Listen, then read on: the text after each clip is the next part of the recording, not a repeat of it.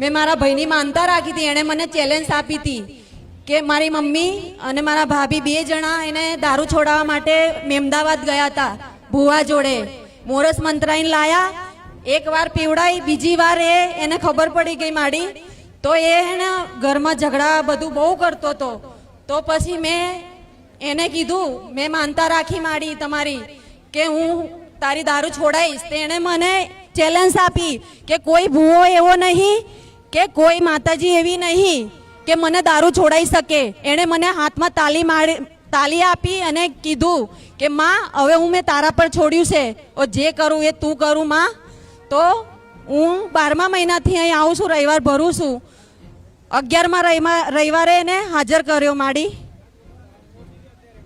છોડી દીધો, 1.5 મહિનો થઈ ગયો. નાસ્તિક જેવો હતો, આસ્તિક બની ગયો. આ બોલે છે સાચી વાત છે? હા મારી સાચી વાત શું છે. કહેતો તો તું? ચેલેન્જ આપ્યો તો મેં મારી બેનને કે કોઈ ભૂવો કે કોઈ માતાજી એવી નથી કે મારો દારૂ છોડાઈ શકે. અને અત્યારે અત્યારે મારું ખાવા પીવાનું બંધ થઈ ગયું છે, દારૂ છૂટી ગયો છે.